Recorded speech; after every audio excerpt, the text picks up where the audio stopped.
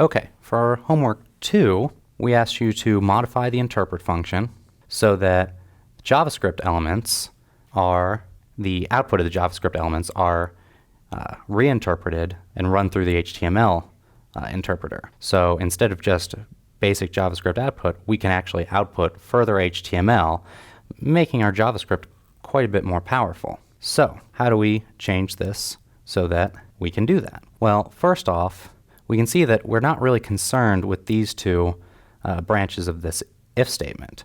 We're not concerned with word elements or tag elements. We care about JavaScript elements. So we already know that we don't really need to do anything right in here. We need to do something to modify how we interpret JavaScript.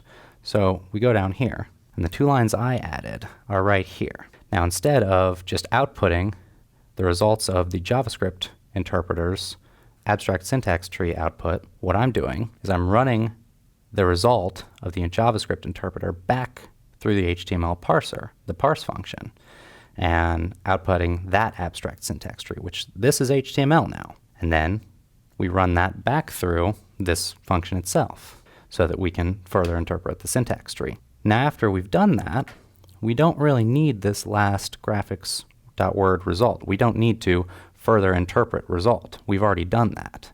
So we can just get rid of this. And to check whether this works, we click run, and we see below that we do indeed get our page output, but aha, okay.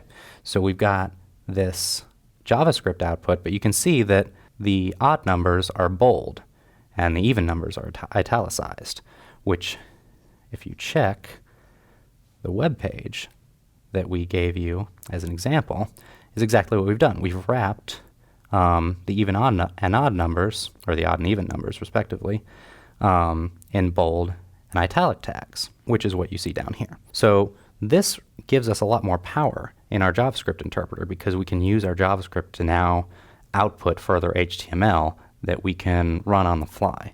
And that is going to be very, very important.